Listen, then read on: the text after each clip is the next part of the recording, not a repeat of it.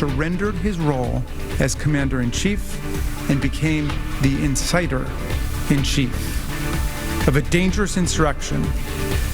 And this was, as one of our colleagues put it so cogently on January 6th itself, the greatest betrayal of the presidential oath in the history of the United States. That's Representative Jamie Baskin today saying President Trump surrendered his role as commander-in-chief and became inciter-in-chief.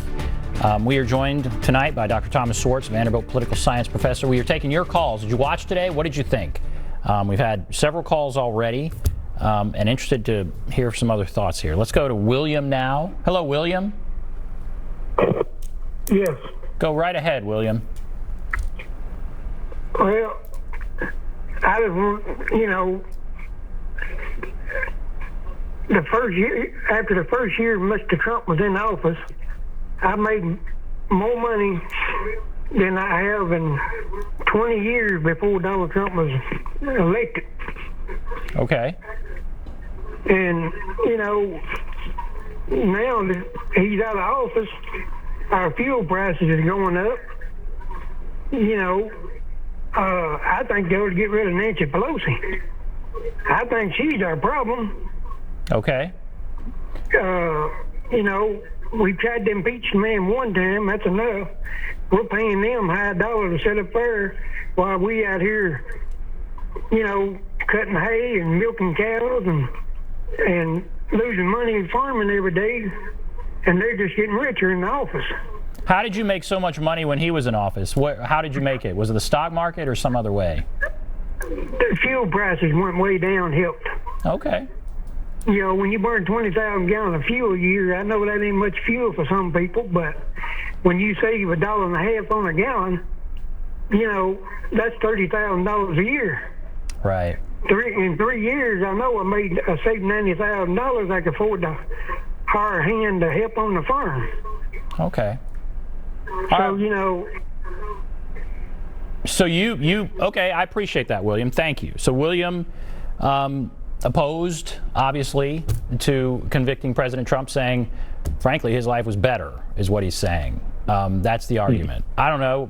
That's, I guess, how people are looking at this. And that's, frankly, when you have the two senators from Tennessee, they're hearing people like William. They're also hearing the other two callers we had, but they're going to hear plenty of people like William here in Tennessee. What do you think, Dr. Schwartz?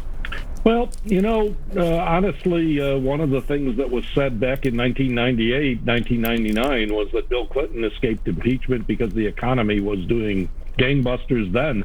And I think Donald Trump, in some ways, escaped impeachment earlier on the Ukraine, also because the economy was doing well and no one felt the need to break from him. This is a little different, and I think for a lot of very good reasons it's different, but I think people judge presidents oftentimes by the performance of the economy while they're in office.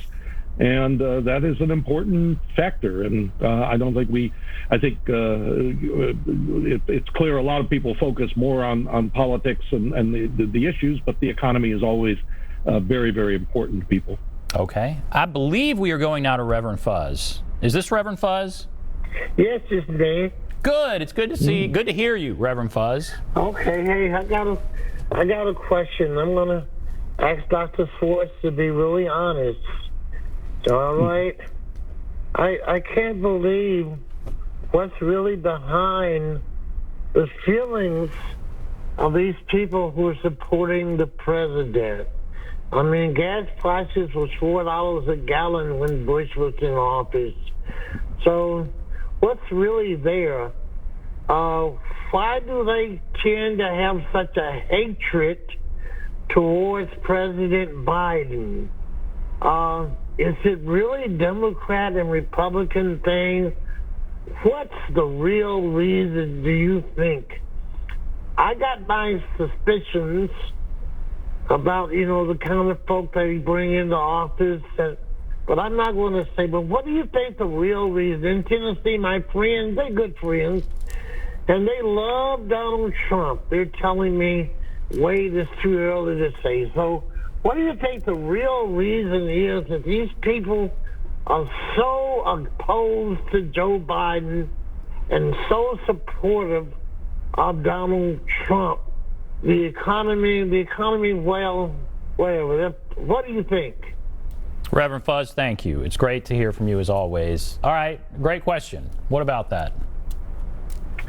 Well, that's a very good but hard question to answer in any one manner.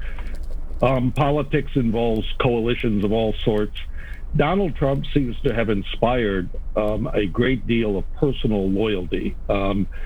Some of that, I think, comes from his role as a celebrity figure, someone who had already had a connection to the audience and to people because of his role in The Apprentice and his sort of larger-than-life figure. To many Americans, he seems like, this billionaire, successful figure that they admired. He talks. His language is the language that he speaks. That is a language that communicates to people. It doesn't have a lot of the nuances or complexities of other politicians that often people see as essentially deceptive language, hiding their real reasons. He seems to be blunt. He tells it like it is, as they used to say. It's hard to say why people supported Donald Trump or support him or like him, and you have to listen to them. And to many of them, he's a fighter. He represents them. They have come to invest their hopes and dreams in him. Some of it's related to the economy. Some of it might be related to sort of a sense that no one listens to them anymore. Some of it might be related to race. I'm sure that there's that element as well, that he opposes political correctness, but also it flirts with attitudes toward race that are really very disturbing. But all politicians are like that. And the only thing I disagree with Reverend Fuzz about is that I don't think there's strong passions about Joe Biden. I think it's more pro-Trump, and they would dislike anybody who was in office against him. Not as much Biden, I don't think, inspired us that type of passion. Donald Trump is a very unique political figure in our history in our country, and he has developed this strong bond with some voters, and it transcends a lot of rational explanation. That's a fascinating answer. It's a fascinating question, and I appreciate the question. And yeah, a very unique figure in American politics. And so the question does become, where does the Republican Party go from here? Is there another Donald Trump figure? Is he propelled by issues, or is it more just the personality that he had? That's very unique. He had the big TV show. He certainly does communicate, very directly. I guess where do we go? And that's kind of unknowable at this point. It is, and one has to remember that he's 74 or 75 years old now, and in that sense, he's not going to be around forever, and it doesn't seem like there's any successor or figure on that, although some celebrity figure could come out if they wanted to. I mean, remember that at the beginning of the Trump administration, everybody was pushing Oprah to think about running for president. And so the idea that we get another celebrity figure in politics is not out of the question. That's certainly possible.